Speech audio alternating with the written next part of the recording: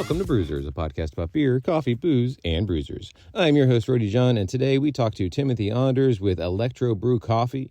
We talk all about how he fell in love with coffee, how they've taken the dehydration out of coffee, and being on the forefront.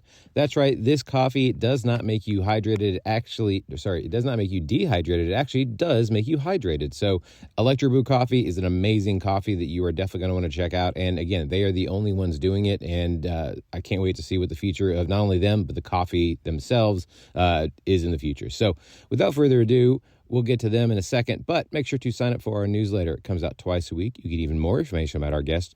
You get fun facts, and you get to find out what's happening with your favorite podcast, all about beer, coffee, booze, and bruisers. So without further ado, here is Timothy Anders with ElectroBrew Coffee.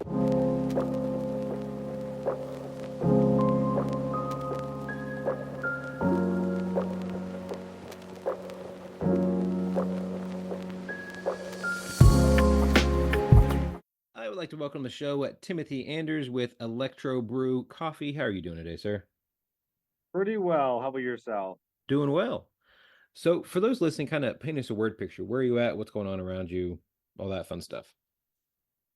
Looking at some storm clouds. I'm hanging out outside and I'm drinking a cup of coffee because that's how the day should go.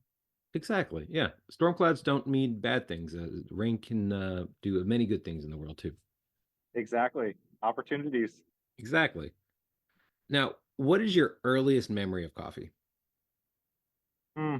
Actually, I think it's got to be the church coffee that you get in the styrofoam cups that taste like dirt. You wonder why people drink it, but then you add enough sugar and you're like, okay, makes sense. Now this is tolerable that with this also donut that they have out here. Exactly. Yep. Dip it in, sweeten it a little more, Uh-huh. and it's even better going forward. It is funny because I imagine, every church or place that does have those kind of setups, like some of them probably are good, but for the most part, you're right. Every single one of like almost everyone is not good. And yeah, you really got to doctor that coffee up. Otherwise, you're just, yeah, having dirt and water together. Very true. Well, and I think probably both you and I, when we were younger, coffee was not maybe prioritized in the No. same way as far as the quality. Now the trend definitely is seeming to point more toward how do you make this cup taste better every Mhm. time you drink it, and what can you do to the bean? What do you do to the crop? And how do you choose from that to make it enjoyable? Right. I mean, forever it was what Folgers, and then there was a couple other that were the big coffee companies, and then at some point you had not Starbucks come in really, but you had all these smaller ones, or maybe different companies would show up on your grocery store shelves, and then of course the Starbucks trend happened, and everybody was like, "Wait a minute, we could do other things with coffee as well." And it's like, well, these recipes have been around forever. It's just what you do with the beans, what you do with everything else. And obviously with, like a Starbucks thing, you doctor it up so much. And then we have other ones like Dutch Brothers. I love them. They're taking over the country, but very sugary. Yeah. But there are now so many different coffee places that do these amazing things, and like baristas are actually artists as opposed to people who just made you coffee and handed it to you. And how did that world really kind of open up for you, I guess, with your eyes and your mind, and be like, wait a minute, why am I not doing this? Right. Yeah. I think the biggest thing for me was I was drinking coffee more for the function. And I think a Right. lot of people do that generally because it's that way to push through the day, keep the energy up, and just make things work. So for me, that's where it started, was just with the function alone. Tried to make it as tolerable as I could, but at the end of the day, I was using it across the board just to perform at the highest level I possibly could by Right. having this enjoyable beverage that happens to also be a sort of drug in a sense. Exactly. Now, So that was kind of the first piece, and I'm also kind of a biohacker, and so uh, I would say I prioritized that over quality when I was venturing into this. So I was getting my Walmart coffee oh, and throwing salt into it and saying, well, it's terrible, but I feel better after it. And And so that was kind of the origins of it. And then it became, well, everybody also needs to enjoy the cup because we're past 2010 at this point. So it's about time that people actually enjoy their coffee too. So couldn't do that. Couldn't take the saltwater approach to coffee and had to find another way. I love that you have the phrase that it's past 2010. We deserve good coffee. Right. Yeah. Yeah. And I think it's true. Yeah. I think it's harder to find bad coffee. It is now. Like you really have to look for bad coffee. Even the donut stores have good coffee now, or I imagine, I haven't been to a church luncheon in a very long time, but I hope the coffee is better there anyway. I would argue it is. I'm Yeah. pretty involved in the coffee industry generally, just with a Mhm. couple other things going on. And from what I'm seeing, even the ones who are slower to adopt are still moving toward a better product. There we go. Well, with ElectroBrew Coffee, you take the dehydrating aspect out of coffee. For those that haven't heard of you guys, can you kind of take us through the history and tell us more about the coffee? Definitely. So my background is actually in ballet. I met my wife through dancing Oh, that's professionally in the awesome. ballet world. And so a lot of demands on the body. Yeah. So hence the priority surrounding high performance. And so always looking for that edge. And as a result of that, ventured into some of those keto fasting communities. Mm, In that world, it's relatively common for people to add a variety of things, not to butter mention, and yeah. yep, bulletproof's a big one. Um, and with that in mind, a lot of people added Himalayan salt because it helped to accommodate for the fact that some of these approaches to diet are more electrolyte shedding. Oh. And so that was kind of a way to mitigate the effects that people would have otherwise with some of the lack of electrolytes. So going into this, I initially thought, well, there's got to be a product out there. Somebody's already done this. Keto's been around for years. Fasting has been around for millennia, right? Hmm. Somebody's got to be doing this. And when I looked it up, and it was the day that my wife and I were actually getting pictures because she was getting maternity pictures because our first daughter was on her Oh. way. And I think I recently incorrectly stated it was our engagement pictures, but no, it was my wife's maternity pictures. Um, and so we were getting these pictures, realized that this was not a market while I was waiting for her to get ready, and called a friend, had him put together a logo, and started it that evening and was like, well, if there's nothing out there, let's do this. Let's make it happen.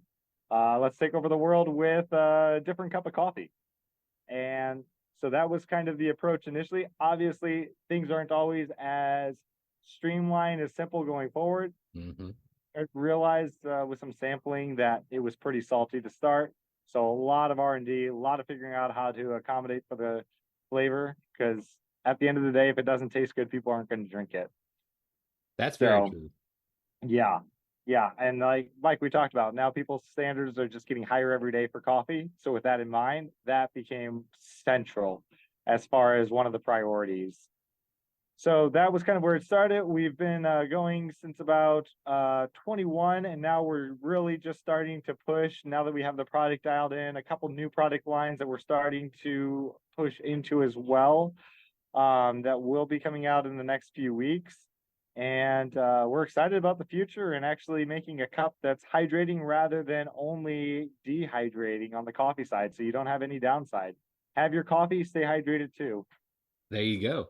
Now, I mean, kind of walk us through the recipe. And I mean, you kind of already touched on it, like with the R&D. I was curious, how many different, recipes or versions was it before you guys actually landed on the one that you have now as your base, and then obviously, building from there with the flavors. Definitely.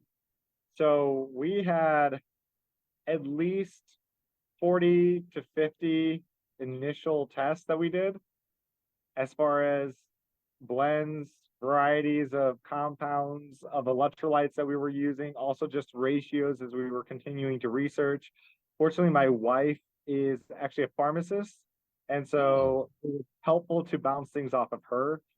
as far as understanding some of the medical jargon that exists in research papers, because at the end of the day, we wanted it to function as well as it possibly could.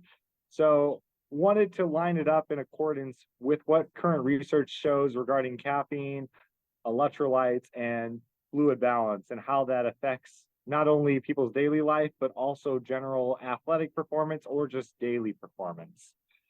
And with that in mind, had my wife as a wonderful resource. We also have a number of friends in the medical industry that I was able to bounce things off of, and have an advisor as well that's a biochemist. So between Jeez. all of that, it was extremely helpful to just get a broad perspective on the best approach to take going forward. And so that's kind of what brought us to the combination of sodium, potassium, magnesium, calcium, and vitamin B1, was going through all of those pieces, making sure they all aligned and making sure how they interacted with the effects that caffeine has in coffee worked well together with the electrolytes that we put in. Yeah, I was looking through that formula and it seems like it's perfect for, the next day hangovers as well. Absolutely. That I got married around 5 years ago now, and Congratulations. thank you, appreciate it. And at that time, my one only drunken time where it was pretty rough, the next day, I went a little crazy on the salt and actually ended up feeling okay the next day. So that was a proof positive that this can also be helpful on that front as well. Wow. Yeah, I mean, I was curious about that because I am lucky enough that I don't normally get hangovers when I drink too much, but there are so many people out there that are, and there's everybody in every country has their own little makeup of to what they can do or what they think is the best for hangovers. But everything that seems to be in your coffee seems to be the perfect ingredient for anything you could have for hangovers. Yep, and that's kind of the goal, to kind of fill in that gap that otherwise exists, because everybody goes for the coffee. Hmm. But until recently, at the very least, electrolytes have not always been first front of mind. No, not at all. And I mean, obviously, we're seeing the rise when it comes to Liquid IV or even other companies like Body Armor. I think Gatorade Prime is also doing hydration as well. And we were, Yep. and even the old thing that's in almost everybody's fridge, pickle juice. Pickle juice is Yeah. fantastic for hangovers or even a good thing after a workout as well. And people are just now starting to realize it so much so that you can just buy pickle juice in the athletic drink section. Yeah, and that's interesting. It's as if pickle juice is the OG of the performance beverages there. So much so it's even in bars as a pickleback shot, and like that's a thing now. Very true. Very Yeah. true. Now, since you guys are on the front edge of this kind of paving your own road when it comes to hydration coffee, what are some of the not roadblocks, but kind of some of the stumbles that you may have had that, let's say somebody else had done this before you and figured it out, you may not have had to worry about that.